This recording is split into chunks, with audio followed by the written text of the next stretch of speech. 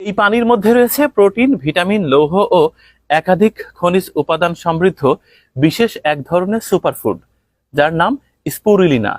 স্পুরুলিনার ইতিহাস হাজার বছরের পুরানো। প্রাচীন অ্যাজটেক ও মায়া সভ্যতার মানুষ সর্বপ্রথম স্পুরুলিনাকে সুপারফুড হিসাবে ব্যবহার করত। স্পুরুলিনার আদি নিবাস মেক্সিকোর টেক্সকোকো হ্রদে। আপনি জেনে অবাক হবেন, 1950 থেকে 60 সালের মধ্যেই এর বাণিজ্যিক উৎপাদন শুরু হয়। 1970 সালে স্পুরুলিনার আধুনিক গবেষণা শুরু করা হয়। 1974 সালে জাতিসংঘ স্পুরুলিনাকে ভবিষ্যতের সুপারফুড হিসাবে স্বীকৃতি দেয়। এই স্পুরুলিনা মাংস, মাছ, ডিম থেকেও বেশি প্রোটিন সমৃদ্ধ। আপনি সয়াবিন থেকেও বেশি পরিমাণে খনিজ উপাদান পাবেন স্পুরুলিনার মধ্যে। আটার মধ্যে যে ফাইবার রয়েছে তার চেয়েও বেশি ফাইবার রয়েছে এই সুপারফুড স্পুরুলিনার মধ্যে।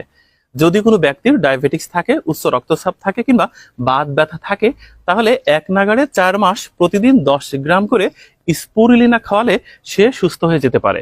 এটি নিয়ে খোদ নাসা গবেষণা করছে এবং আমেরিকান গবেষকরা বলছে এই স্পুরুলিনা আগামী দিনের সুপারফুড। মূলত স্পুরুলিনা শব্দটা ল্যাটিন স্পিরা থেকে এসেছে, যার অর্থ হচ্ছে সর্পিলাকার। বাংলায় বলতে গেলে অতি ক্ষুদ্র নীলাভ সবুজ সামুদ্রিক শৈবালকেই স্পুরুলিনা বলে। এটি মানবদেহের জন্য অত্যাবশ্যক। এটা গ্রিন গোল্ড, সবুজ সোনা। কেন বললাম গ্রিন গোল্ড? এই জন্যই বললাম যে এটার বর্তমান বাজার মূল্য আমরা কিনে খাচ্ছি 20,000 টাকা কেজি। কিভাবে 20,000 টাকা কেজি? মার্কেটে একটা স্পিরুলিনা ক্যাপসুল 10 টাকা দামে বিক্রি হয়, যার ওজন হচ্ছে 500 মিলিগ্রাম। তাহলে 1 গ্রামের দাম হচ্ছে 20 টাকা, তাহলে 20,000 টাকা কেজি আমরা কিনে খাচ্ছি। অথচ আমরা জানি না সেটা কি। সেটা হচ্ছে এই স্পিরুলিনা সামুদ্রিক শৈবাল, আমরা কিনে খাচ্ছি।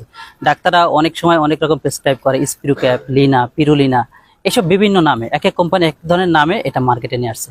তো সেই স্পিরুলিনা সামুদ্রিক শৈবাল, এটা আমরা সমুদ্রে আহরণ করতে অনেক রিস্কি হয়। এই জন্য বিজ্ঞানীরা গবেষণা করে এটাকে এই ছোট হাউজের মধ্যে চাষ করা যায় কিভাবে, সেই ব্যবস্থাটা এখন আমাদের বাংলাদেশেও আছে। বাংলাদেশের আবহাওয়াটা মূলত এই স্পিরুলিনা চাষের জন্য উপযুক্ত।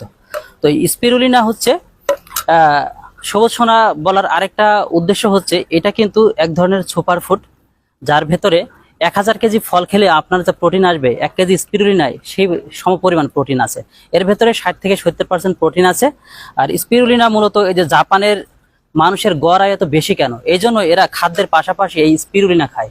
দেখবেন সমুদ্রের নিচের কচ্ছপ, তিমি অনেকদিন বেঁচে থাকে। কেন বেঁচে থাকে? এরা সমুদ্রে এই স্পিরুলিনা খায়।